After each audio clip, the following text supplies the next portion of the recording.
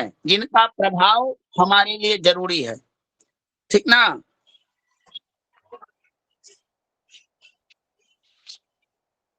समझ गए?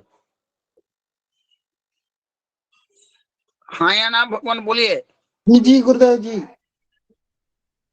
तो जब भी आप दशा फल विचार कीजिएगा तो इस स्नानादि अवस्थाओं को अवलोकन करके बताइएगा, तो ये आपको पता लगेगा। मान लीजिए किसी का शेष फल आया 13, तो 13 में वो दशाधिपति ग्रह जो है वह भोजन करते रहेंगे। अब ये सोचिए आप लोग थोड़ा कि आप बहुत बड़े पदभार हैं, तो भोजन के समय कोई व्यक्ति से क्या आप फल की आकांक्षा रखते हैं?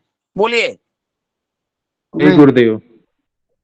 हाँ, तो इसी प्रकार 27 अवस्थाएं जिसमें शयन, धनागम, किरीट धारण, क्रोध, अतिथि संस्कार, बहुत प्रकार की व्यवस्थाएं जिनका मैं फल सहित तुरंत डाल देता हूं।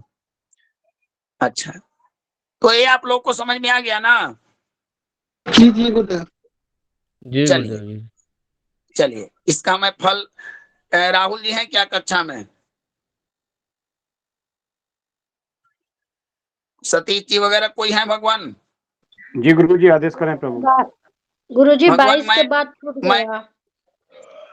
एक मिनट किसी का नहीं छूटेगा महोदया। थोड़ा सा 2 मिनट आप लोग। भगवान मैं कुछ चीज डालता हूँ, उसको आप ग्रुप में शेयर कर दीजिए। जी भगवान। जी प्रभु। मैंने 2 नंबर में डाला हूँ, उसको आप लोग बड़ा करके कर लीजिएगा। और नवीन जी भी लिखे हुए हैं। ठीक है भगवान, चल गया ना? जिनका छूटा हुआ है बताइए, किस कौन सा छूट गया बताइए, मैं एक बार सबको लिखवा देता हूँ।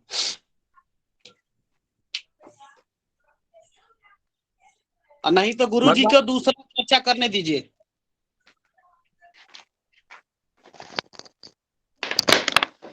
नवीन जी। जी भगवान। हेलो, आप आगे बढ़िए भगवान। हाँ चलिए, आप आगे बढ़िए। अब देखिए भगवान, अब 27 अवस्थाओं के बाद 12 और अवस्थाओं, 12 द्वादश और अवस्थाओं के बारे में बड़ा विस्तृत वर्णन किया गया। इसके बारे में बताया गया कि लज्जित अवस्थाएं मैंने बता दी। हाँ, शयनम चोपवेशम च नेत्रपाणी प्रकाशनम गमनागमनम चाथ सभायां बसति तथा आगमम भोजनम चैव नृत्यं लिप्सा च कौतुकम निन्द्रां ग्रहाणां चेष्टां च कथयामि तवाग्रतः। 12 और अवस्थाओं के बारे में बताया, जिसको लिखिए पहली अवस्था शयन अवस्था। इन 27 के अलावे एक प्रभावशाली अवस्थाएं हैं। दूसरा उपवेशन। अच्छा लिखिए नवीन जी, अगर ग्रह शयन अवस्था में हो तो जातक में अशुभता होता है, रोग होता है। रोग का फल लिखिए अशुभ।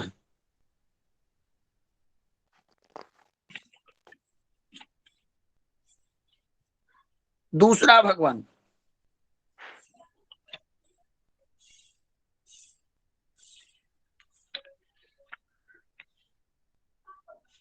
नेत्र पानी की अवस्था भी भगवान प्रायः ठीक नहीं मानी गई है, ठीक है ना।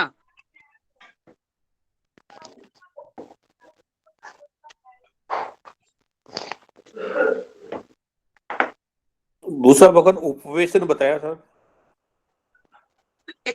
हाँ भगवान, 1 मिनट इसको लिख लिया जाए पहले, ये कैसे बनता है अभी आपकी इसकी पूरी अवस्थाओं के बारे में लिख लिया जाए, तब समझने में आसान हो जाएगा।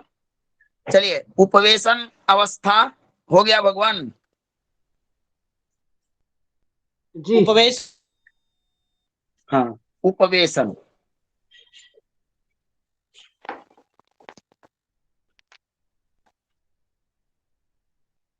रोग होगा, ठीक।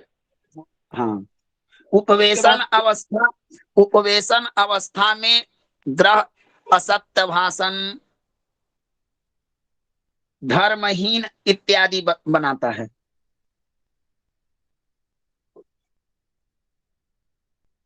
अच्छा, एक बात की ध्यान ध्यान देना है, इन अवस्थाओं में ग्रह वही फल देगा जो उसका कारकत्व हो। अगर सूर्य मान लीजिए इस शयन अवस्था में हो तो आपको हृदय रोग देगा, मंदाग्नि रोग देगा, स्थूलता देगा। तो जो ग्रह जिस रोग का कारक है, जिस चीज का कारक है, वो बुरा होने पर वही चीज आपको फल देगा।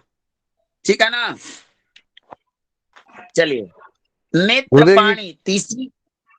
गुरुदेव हाँ ये अवस्थाएं हैं जो आप लिखवा रहे हैं, अवस्थाएं। हाँ दिनेश जी, आप भगवान धैर्य धरिए, समझा दूंगा मैं आपको। थोड़ा सा लिख ले, समय बताने में ही खत्म हो जाएगा। नेत्र ठीक है। पाणी अवस्था में दरिद्र,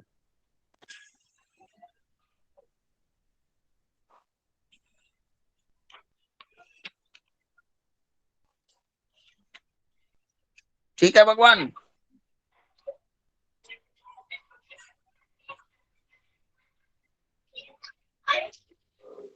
प्रकाश की अवस्था शुभ होती है भगवान, प्रकाश अवस्था में शुभ फल होता है।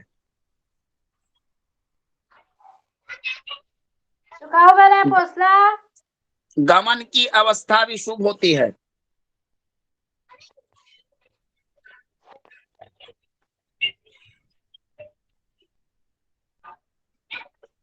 दिनेश जी माइक बंद करें भगवान, पुष्पावती जी माइक बंद करें।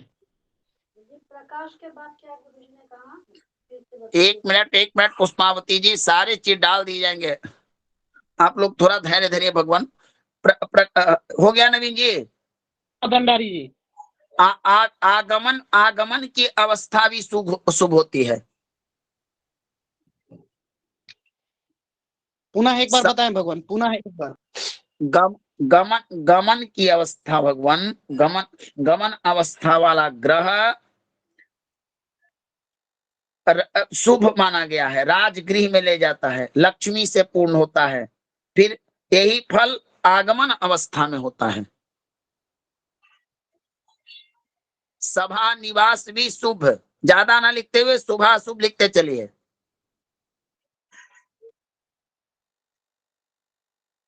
आगम अवस्था में नीच कर्म करने वाला, भोजनावस्था में वाद विवाद,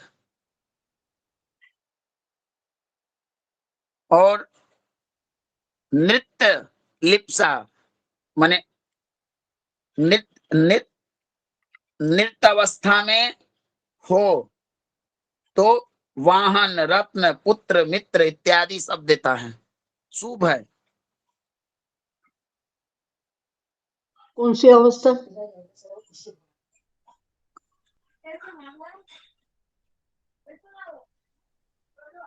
गुरुदेव आवाज कट कट के आ रही है, मैंने पूरा नहीं लिखा, 3 तक लिखा हूं मैं। कहां तक? एक मिनट। तीसरी अवस्था प्रकाश, जो कि मैं ग्रुप में डाल देता हूं, इसको लिख लीजिएगा, ठीक है ना।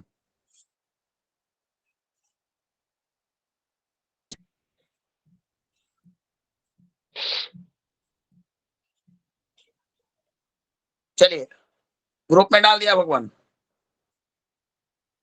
आ गया।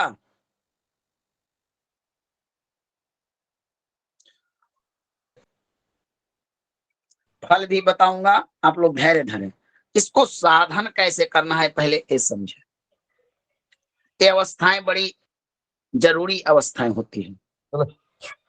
सर देखिए, हाँ बोलिए, कोई प्रश्न हो तो पहले बोल लीजिए।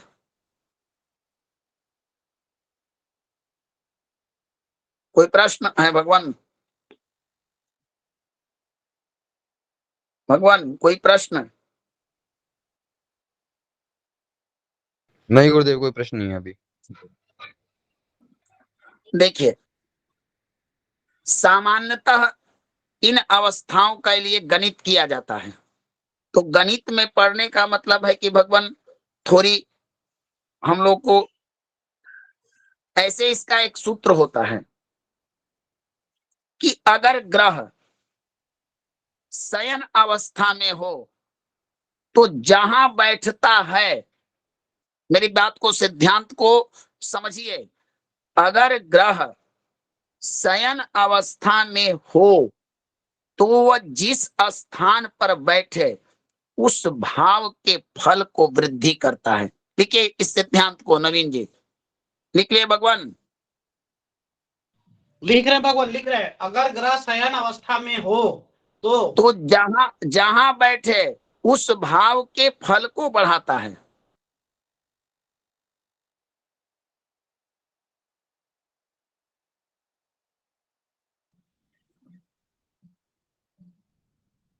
सिद्धांत नंबर, लेकिन अब इसमें दशम स्थान में मान लीजिए कि सूर्यदेव शयन अवस्था में है और दशम स्थान में बैठ गए, तो निश्चित उस दशम स्थान के भाव जनित शुभ फल में हानि करेंगे। दशम स्थान में बैठने वाला ग्रह भाव हानि करेगा।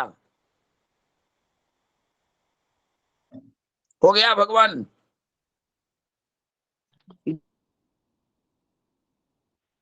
बताइए गुरुदेव नवीन जी। एक बार शयन अवस्था में गया हुआ ग्रह कहीं भी बैठे तो उस भाव के, अब जैसा भाव अष्टम में बैठेगा तो रोग दुख ऋण इत्यादि बढ़ाएगा, दुर्घटनाएं कराएगा।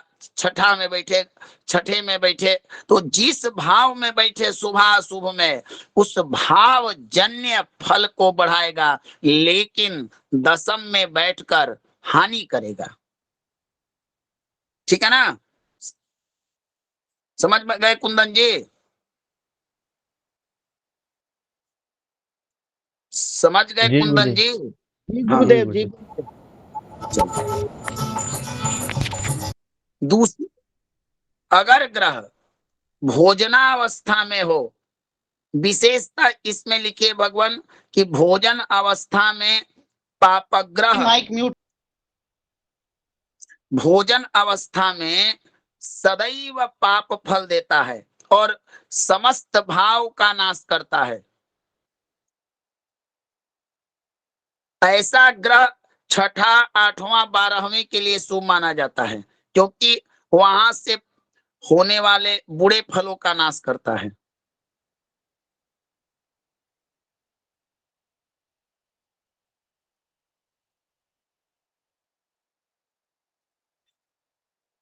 नंबर 3,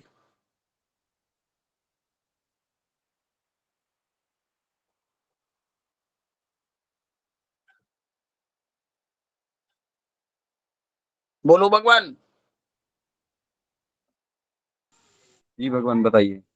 जी गुरुदेव। निंद्रा, निंद्रावस्था सप्तम स्थान में, पंचम स्थान में कोई ग्रह निंद्रा अवस्था में है, हमने देख लिया कि चलिए अभी आधा न पूरा जगा है और न पूरा सोया हुआ है ना मानस में, कि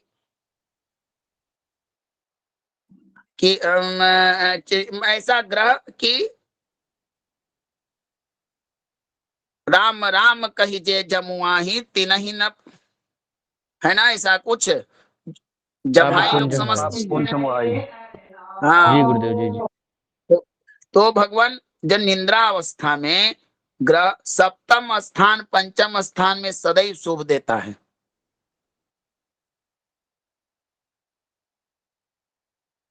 पंचम में बैठकर बुद्धि बढ़ाएगा, ज्ञान बढ़ाएगा, और सप्तम में बैठकर दाम्पत्य के लिए ऐसा ग्रह बड़ा ही सुंदर होता है। चौथा,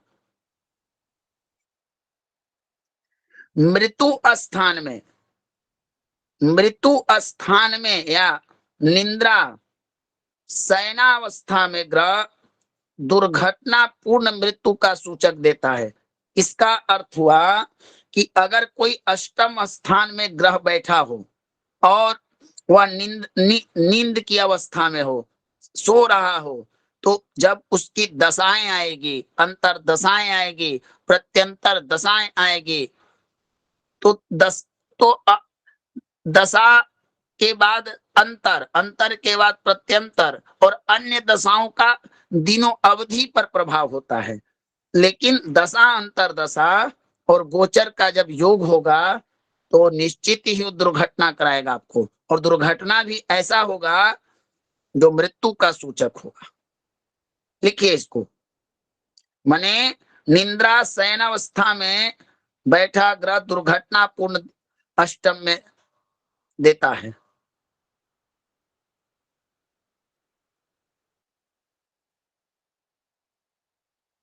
अच्छा, दसम स्थान में चंद्रमा अगर कौतुक अवस्था, प्रकाश अवस्था में हो तो अच्छा राजयोग बनता है।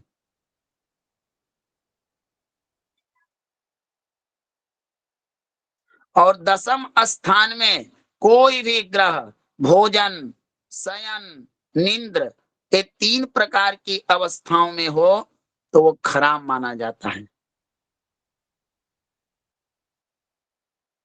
गुरुदेव इससे पहली वाली लाइन बोल दीजिए एक बार, वो समझ में नहीं आई, भूल दसम गए। स्थान में चंद्रमा कौतुक प्रकाश अवस्था में अच्छा राजयोग देता है। चलिए अब भगवान इसको नवीन जी आप ग्रुप में डाल दीजिए, भगवान फोटो खींच कर आप डाल दीजिए। शयन अवस्था का एक बार बोले गुरु जी, आखिरी का चंद्रमा का जो बोले। चंद्रमा कौतुक या प्रकाशा अवस्था में हो तो अच्छा राजयोग बनाता है। राजयोग समझते हैं ना आप लोग? जी जी। चलिए अच्छा, ये बताइए किन लोगों के मस्तिष्क, किन लोगों के सिर के ऊपर से बातें निकल गई, कुछ समझ में नहीं आया?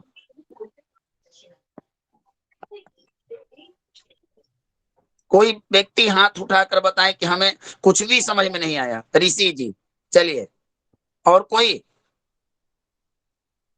चलिए हाँ गौरी जी, क्या समझ में नहीं आया भगवान? प्रभु जी जो भगवान गुरुदेव, बताइए। ये जो आपने पहले सूत्र बताया था, इसमें जो 12 अवस्था की 12 अवस्था कौन सा शेष रहने से ये फल वाला थोड़ा स्पष्ट नहीं हो रहा है। जैसे आपने 27 की तो बताया है, ये शेष रहने वाली इस फल 12 अवस्थाओं में मैंने शयन, प्रकाश, सभा, 3 का तो फल अभी बोर्ड पर लिखवा दिया। बाकी चीजों का फल आपको निंद्रा तक करा दिया। बाकी चीजों का फल भगवान आपको फलित जब कीजिएगा, दशा फल उस समय होगा, तो वो चीजें अभी बताने से आपको क्या समझ में आ जाएगी? बोलिए। तो आप नहीं गुरुदेव, नहीं गुरुदेव, ये हाँ पूर्व ठीक है, पूर्व आपको दे अभ्यास दिया है, जाएगा, आपको दे दिया। हाँ पूर्व बोलिए। अभ्यास है ये।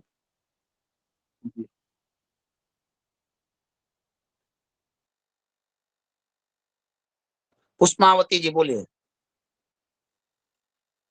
ये जानिए इन अवस्थाओं का ज्ञात हम कैसे करेंगे? तो इसके लिए भी हमको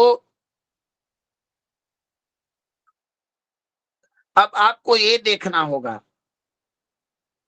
एक गणित की अवस्था है भगवान, इसके लिए थोड़ा सा समय देना पड़ेगा और ये बड़ा लंबा जटिल हो जाएगा आप लोग को। तो इसलिए इस प्रकरण को यहीं पर समाप्त करते हैं। मोटा मोटे चीज पर आपको बता दिए, और जिस दिन हमको कक्षाओं का विश्राम होगा मैं अवस्थाओं के बारे में बता दूंगा। क्या ठीक है कि गणित में उलझना है?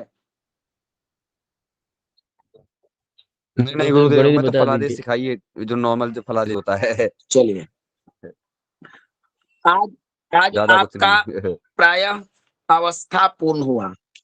आज हम दूसरा चैप्टर लिखेंगे। नवीन जी, भगवान आप थोड़ा बोर्ड को एथी कीजिए।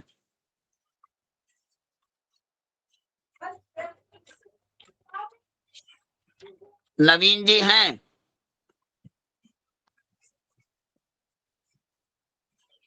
नवीन जी,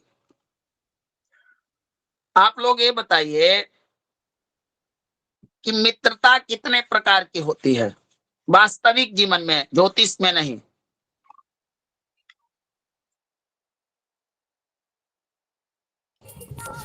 कोई बताओ भगवान। 2 प्रकार की गुरु जी। 2 प्रकार के गुरुदेव। चलिए, लेकिन भगवान आपने 2 प्रकार का पढ़ा है, लेकिन हमारे भारतीय ज्योतिष शास्त्र में ग्रहों की मित्रता 5 प्रकार की कही गई है। कैसी, थोड़ा जानिए। देखिए, आप लोगों ने ग्रहों के फल कथन के समय उनके परिचय प्रखंड में ये जाना था कि किस ग्रह का कौन सा शत्रु है, कौन सा मित्र है, लिखवा दिया गया है। जी गुरुदेव जी। लिखवाया गया है भगवान। हाँ हाँ, गुरुदेव जी। जी गुरुदेव। हाँ। नैसर्गिक शत्रु मित्र का चक्र लिखवा दिया गया है। नवीन जी से थोड़ा संपर्क कीजिए भगवान। नवीन जी को थोड़ा बुलाया जाए। चलिए, तो आज मैं आपको एक 5 प्रकार से मित्रता होती है, जिसे हम पंचधा मैत्री कहते हैं। ये पंचधा मैत्री भगवान बनाना पड़ता है। ये कैसे बनता है, इसके विषय में चर्चाएं करेगी। इसमें क्या क्या चीजें विचार करनी पड़ती है, हम लोग जानेंगे। एक मित्रता होती है नैसर्गिक। हम मान लीजिए कि किसी की जन्म पत्रिका में, पूनम जी माइक में, सूर्य देव जाकर बैठ जाएं। पूनम जी माइक म्यूट कर लीजिए महोदया। सूर्य देव जाकर बैठ जाएं कुंभ राशि में, तो बताइए यह कुंभ राशि किसकी राशि है? शनि की।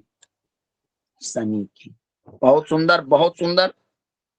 तो अब बताइए, और शनि जाकर सिंह राशि में बैठ जाएं, तब क्या होगा? जी, राशि परिवर्तन हो गया। अच्छा, एक बात बताइए हमको कि मान लीजिए कि 2 चोर हैं, जी।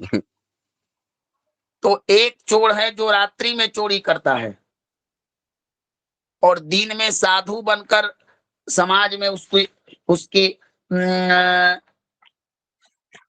प्रतिष्ठा बनाता है कि मैं साधारण आदमी हूं, रात्रि में चोरी करता है। और एक का जो समाज में ज्ञान है कि नहीं, ये दिवा चोर है, दिवा तस्कर। अब बताइए, अब क्या कहिएगा कि कौन उसमें अच्छा चोर है और कौन बुरा चोर है, कि दोनों ही चोर हैं? शनि अच्छा चोर होगा गुरुदेव। जो दिन में चोर बोलता है वो चोर है। दिन में तो पता चल ही जाता है चोरी कर रहा है। तो उसी प्रकार चाहे राशि परिवर्तन हो, चाहे कोई भी संबंध हो, नैसर्गिक शत्रुता ही रहता है। समझ गए ना भगवान? शनि अगर सिंह राशि में बैठ जाए, सूर्य अगर जाकर मकर में बैठ जाए, कुंभ में बैठ जाए, तो उसे हम शत्रु भाव ही कहेंगे। ठीक है ना? गुरुदेव। हाँ। अब आप लोग तात्कालिक मित्रता के बारे में जानिए। और नैसर्गिक मित्रता क्या है? सूर्य देव के मित्र ग्रह हैं चंद्रमा, मंगल, बृहस्पति। ठीक ना। सूर्य देव जी। 3 लोगों से मित्रवत व्यवहार करते हैं, चंद्रमा, मंगल और बृहस्पति। बुध से न शत्रुता न मित्रता, और इनके प्रबल शत्रु हैं शुक्र और शनि। अब क्या होगा, ये नैसर्गिक चक्र जो है वो बदल जाएगा आगे चलकर। देखिए कैसे बनता है पंचधा नामक मैत्री चक्र। नैसर्गिक आप लोग को समझ में आ गया ना, जो पंचांग में दिए रहता है जी गुरुदेव जी जी। जी गुरुदेव। कि बताना पड़ेगा, बोलिए। गुरुदेव एक बार बता दीजिए। गुरुदेव आप लिखवाए भी हैं चलिए ग्रहफल तो में। चलिए, इस जो चीजें हमारे इसको पंचांग में तात्कालिक समझिए। अब देखिए तात्कालिक मित्रता ऐसे बनती है। मान लीजिए कि लिंकेश जी को नीरज जी ने कहा कि लिंकेश जी एक काम करो, एक मेरा जजमान है, समझे ना, और मुझे समय का अभाव है, तुम जाकर इसका अनुष्ठान करा दो। लिंकेश जी बोले कि दक्षिणा क्या मिलेगा भगवान? तो इन्होंने कहा कि मनो मुताबिक मिलेगा। लिंकेश जी गए यजमान के यहाँ और कराने गए, और लिंकेश जी और नीरज जी में पहले से शत्रुता चलती है नैसर्गिक, कि तुम भी पंडित हम भी पंडित, तुम्हारा दुकान ज्यादा चलता है और मेरा कम चलता है, आपसी द्वेष है। लेकिन जब प्रॉफिट की बात आई तो दोनों अपने कार्य को निकालने के लिए नीरज जी ने लिंकेश जी को कहा मेरा कार्य संभाल दो यार, तुम्हें पैसा मिलेगा। इन्होंने स्वीकार कर लिया। तो बताइए इसमें मित्रता आई या नहीं? जी जी गुरुदेव, गुरुदेव भाई। तत्कालिक आई मित्रता गुरुदेव, नहीं। तत्काल के लिए थोड़े देर के लिए आई गुरुदेव। कि इसको हम अस्थाई मैत्री कहेंगे, या नैसर्गिक मैत्री कहेंगे, या तात्कालिक मैत्री कहेंगे? तत्कालिक कहेंगे, तत्कालिक तत्कालिक तात्कालिक कहेंगे मैत्री। गुरुदेव। कभी कभी आप लोगों ने ये भी देखा होगा, सिंह का रामचरितमानस में ऐसा आया है एक जगह कि हिरण और सिंह एक जगह रहते थे। ऐसी व्यवस्था थी। तो उसी माने उस समय सिंह भी सत्संग, अच्छा वातावरण, ऋषियों के आश्रम में अपना हिंसक व्यवहार भूलकर हिरण को मित्र बत, और उसमें भी समझिए साधुता आ जाती थी। ऐसा एक समय था। तो एक तात्कालिक मित्रता होती है। तात्कालिक मित्रता के लिए एक नियम है, अन्योन्यम त्रिसुख स्वखांत भागा तत्काल मित्राण्यमी। दो ग्रह, देखिए दो ग्रह एक दूसरे से तृतीय, चतुर्थ, द्वितीय, दशम, द्वादश और एकादश भाव में स्थित हो। लिखिए लिखिए, दो ग्रह, इसको नोट का पहले लिखिए, तात्कालिक मित्रता और शत्रुता।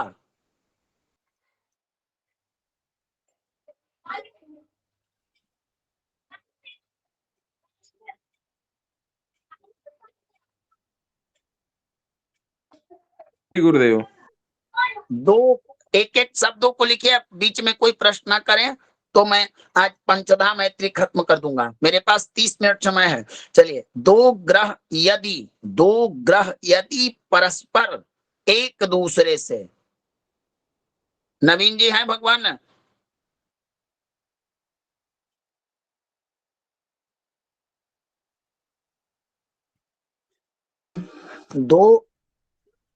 दो ग्रह यदि एक दूसरे से, मान लीजिए कि ऐसे समझिए कि मीन लगन की कुंडली हो और सूर्य देव बैठ गए जाकर लग्न में, और हमको ये देखना है कि शनि से उनकी तात्कालिक मैत्री बन रही है कि नहीं। तो हमको देखना होगा कि सूर्य से अगर शनि तृतीय स्थान यानी तीसरे चौथे द्वितीय, तीसरे चौथे द्वितीय, दशम, द्वादश, एकादश, इन भाव में स्थित हो तो सूर्य के शनि तात्कालिक मित्र होंगे। एक बार पुनः बोल देता हूं, सूर्य उदाहरण मात्र है। सूर्य के जगह पर किसी ग्रह का अगर देखना हो तो यही नियम चलेगा। एक सूर्य से अगर शनि तृतीय, चतुर्थ, द्वितीय तथा दशम, द्वादश, एकादश भाव में स्थित हो तो ऐसा मित्रता तात्कालिक होता है। हो गया ना जी भगवान? गुरुदेव, जी गुरुदेव। सब लोग का हो गया ना? गुरु हाँ, जी इसको राजकुमार। ऐसे समझ सकते हैं और बोल दीजिएगा गुरु जी। अब मान लीजिए कि हमको जिस ग्रह की मित्रता देखनी हो, जिस ग्रह की शत्रुता तात्कालिक देखनी हो, तो हम ये देखेंगे कि आप बताइए राजकुमार जी, दो ग्रहों के नाम। गुरु जी मैं ये बोल रहा था, हमको जिसका देखना है, कहने का मतलब है उसके तीन घर आगे, तीन घर पीछे मित्र मान सकते हैं तात्कालिक, ऐसा हो सकता है? अब देखिए भगवान, मान लीजिए कि अगर एक तीन, अब मान लीजिए कि सूर्य देव बैठे हुए हैं लग्न में, ठीक है ना राजकुमार जी? जी गुरु जी जी। और शनि की मित्रता देखनी है तो शनि अगर तीसरे स्थान में हो सूर्य से, जी जी जी चौथे में हो, ठीक। दूसरे में हो, जी गुरु जी। दशम में हो, जी द्वादश में हो जी। और एकादश में हो तो ये तात्कालिक मित्रता होता है। तो सूत्र मेरे ख्याल से वही नहीं, तीन आगे तीन पीछे वाला नहीं लगेगा फिर ना? नहीं लगेगा, लगेगा नहीं लगेगा। चलिए हो गया भगवान। हाँ नहीं ये रखिए, गोचर में देखा जाएगा गुरुदेव? नहीं ए भगवान, हम सर्वत्र फल में देखेंगे, हर जगह देखेंगे। मान लीजिए सिचुएशन ऐसा आ गया कि किसी ग्रह से हमको शुभ फल लेना हो और वह ग्रह राजयोग बना रहा है, हमारे लिए शुभ है, लेकिन उसके फल देने में एक बहुत बड़ी बाधा आ रही है। क्या बाधा आ रही है भगवान?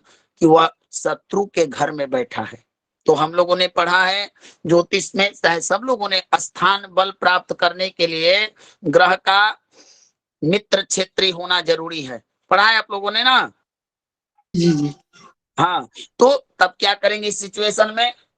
तब हम क्या ज्योतिष को वहीं पर ये मानकर बैठ जाएंगे कि यह ग्रह कमजोर हो गया? नहीं नहीं नहीं, तब हम विचार करेंगे तात्कालिक मित्रता। तात्कालिक स्थिति क्या है, तात्कालिक मैत्री को देखेंगे। अगर तात्कालिक मैत्री भी खराब हुआ तब हम पंचधा को देखेंगे। अगर ग्रह नैसर्गिक अशुभ हो जाए, तात्कालिक अशुभ हो जाए, लेकिन पंचधा में जाकर अगर शुभ हो जाए तो हम निश्चित कहेंगे कि यह ग्रह हमको शुभ फल देगा। इसका ये प्रयोजन होता है भगवान। समझ में आ गया ना? गुरुदेव जी। चलिए अब दिनेश जी इसको बना लीजिए, तब प्रश्न कीजिएगा। तो एक चीज आप लोग को समझ में आ गई ना कि एक ग्रह, जिस ग्रह का विचार करना हो, एक दूसरे से, मान लीजिए कि सूर्य का तो हमने विचार कर लिया, अब शनि से सूर्य इन स्थानों में बैठा है कि नहीं। सूर्य का तो शनि मित्र या शत्रु हमने देख लिया कि चलिए 2, 4, 10, 12, 3 और 11, इन 5 स्थानों में, नहीं 5 नहीं, 3, 4, 2,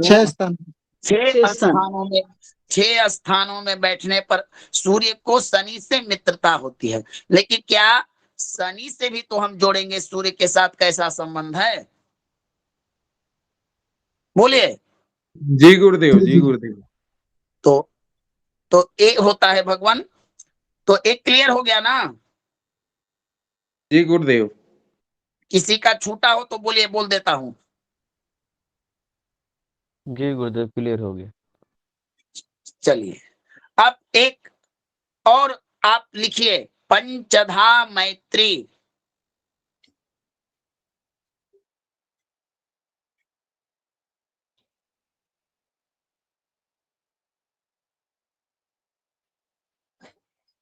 बोलो। जी भगवान।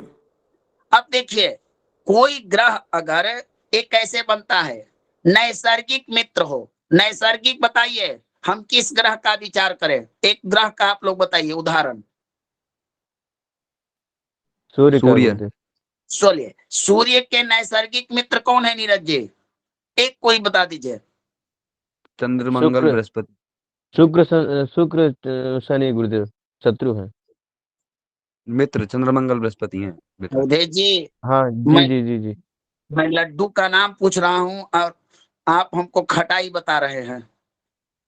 खट्टा गुरुदेव जी गुरुदेव गलती। नहीं भगवान, जी मैं पूछ रहा हूं भगवान कि सूर्य का नैसर्गिक मित्र कौन है? बुध, गुरु, चंद्रमा। चंद्रमा मंगल गुरु। मंगल। चलिए, मान लीजिए कि किसी जन्मपत्रिका में सूर्य का नैसर्गिक मित्र, नैसर्गिक मित्रता तो आपने समझ लिया ना? जी गुरुदेव। जी गुरुदेव। तात्काल। जी अब गुरुदेव जी। देखिए, पंचधा चक्र कैसे बनता है? नैसर्गिक मित्र और प्लस तात्कालिक मित्र। नैसर्गिक मित्र और प्लस तात्कालिक मित्र, ऐसा ग्रह हो जाता है अति मित्र। अति मित्र। अब दो चक्रों में उसको मित्रता प्राप्त हो गया, एक नैसर्गिक चक्र में और एक तात्कालिक चक्र में। तो वो दो चक्रों में प्राप्त हुआ मित्रता, तो हम कहेंगे कि अति मित्र है ना? जी जी। जी गुरुदेव। अति मने सुंदर, अति मने सुंदर, समझे ना? जी गुरुदेव। लड़कियां चढ़ा लेती हैं। समझ में आ रहा है दिनेश जी? लड़के चढ़ाते हैं। दिनेश जी म्यूट कर लो। दिनेश जी म्यूट कर लो, ब्राह्मण कक्षा का डिस्टर्ब हो रही है। ब्राह्मण से चढ़वा देते हैं। जो आचार्य हैं। हाँ बताइए। वो झाड़ा लगा दो उसका। दिनेश अच्छा जी म्यूट कर लो अपने भगवान आप को। दिनेश जी माइक म्यूट कर रहे अच्छा, भगवान। तो उनकी राहत है, आराम है कुछ गुड़िया के? हाँ हो जाएगा, थोड़ी अच्छा वो करवाया होगा उसका। ठीक ठीक। अरे आप म्यूट।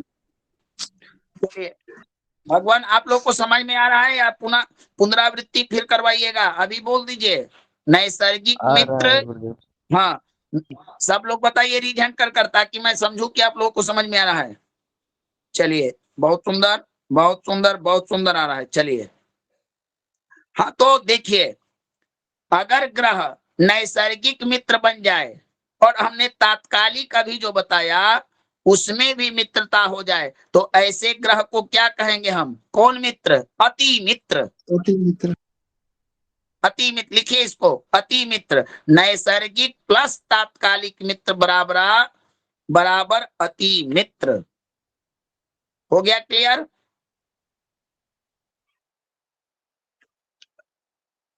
अब देखिए नंबर 2 देखिए।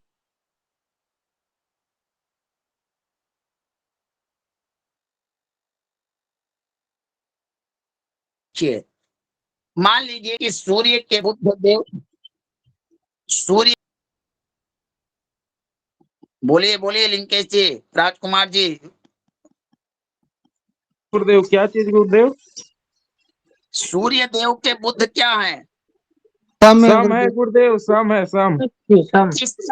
किस चक्र में? एक ए मिनट।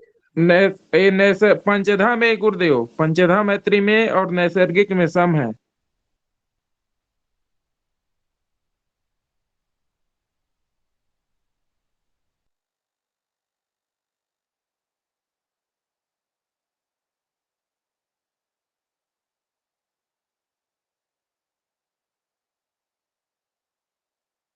भगवान तो बताइए कि सूर्य देव के बुध क्या हुए नैसर्गिक चक्र में, सम या मित्र? सम सम सम गुरुदेव।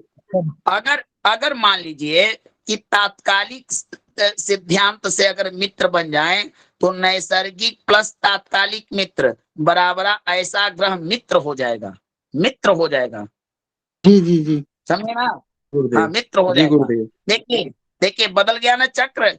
नैसर्गिक चक्र में सूर्य से ना शत्रुता है न मित्रता है। अब एक बात बताइए, सोचिए, जब फल कथन करने का समय आएगा और ऐसा सिचुएशन आ जाए कि कोई ऐसा ग्रह प्राप्त हो जाए, न शत्रु न मित्र, तो हम ऐसे व्यक्ति से क्या कहेंगे? मान लीजिए कि अंकेश जी को लिंकेश जी से कोई मतलब नहीं है कि लिंकेश जी सुखी हैं कि दुखी हैं, तो आप इससे इस संबंध को, रिलेशनशिप को क्या समझिएगा? शुभ, अच्छा या बुरा? सम फल क्या कहना पड़ेगा भगवान? इसमें क्या फल होना चाहिए, अच्छा या बुरा? अच्छा होगा गुरुदेव। क्यों अच्छा होगा भगवान? आपके घर में बराबर होगा गुरुदेव, मतलब कि एक तरह से बराबर होगा गुरुदेव। तो बराबर, यहाँ तो ज्योतिष में तो फल भगवान दो प्रकार के होते हैं संसार में, अशुभ या शुभ।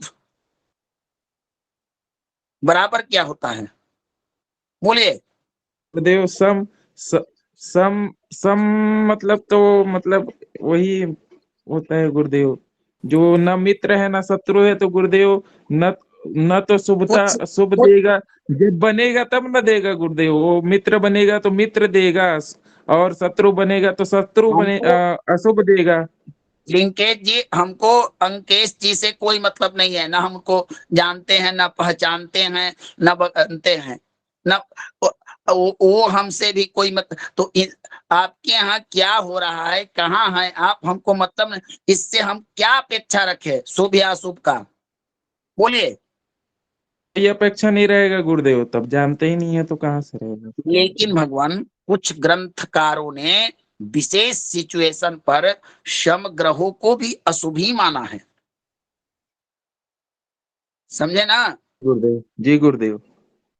ऐसी चर्चाएं आपको प्राप्त होगी।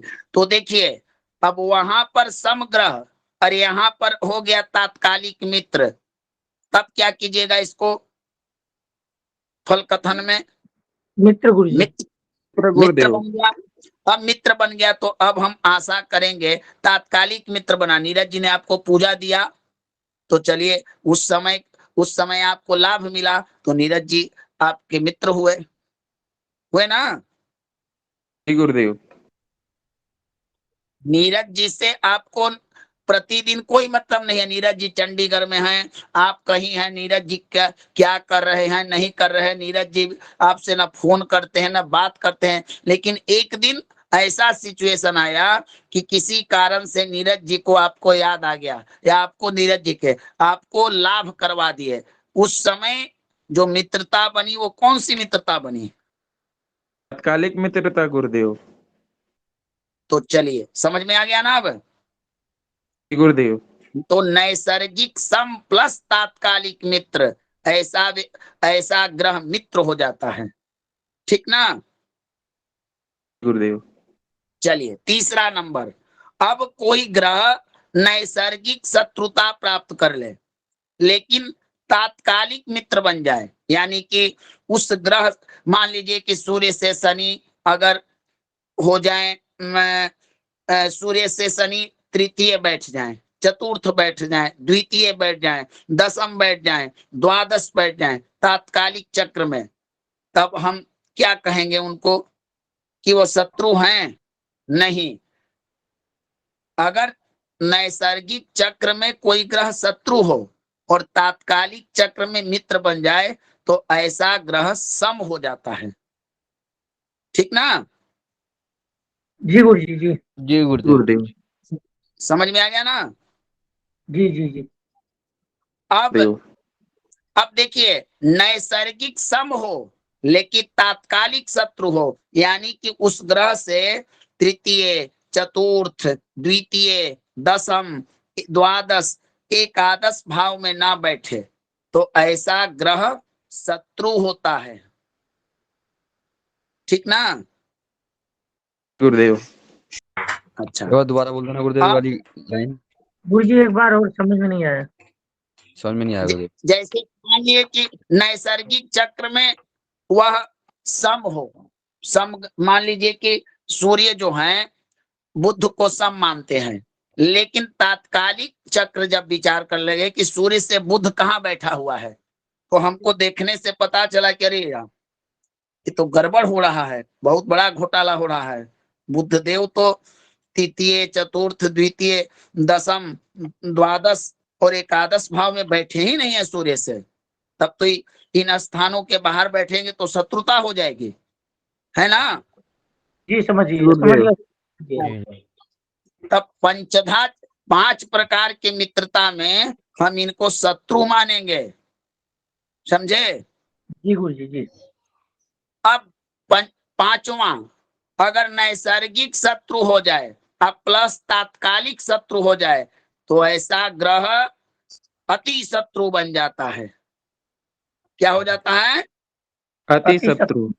अति शत्रु। नैसर्गिक मित्र प्लस तात्कालिक मित्र अति मित्र, नैसर्गिक शत्रु प्लस तात्कालिक शत्रु यानी अति शत्रु। समझ में आ गया? जी गुरुजी जी। जी गुरुदेव जी जी। जी गुरुदेव। अब जो इसमें अति मित्र है और अति मित्र वाला ग्रह अत्यंत श्रेष्ठ फल देगा।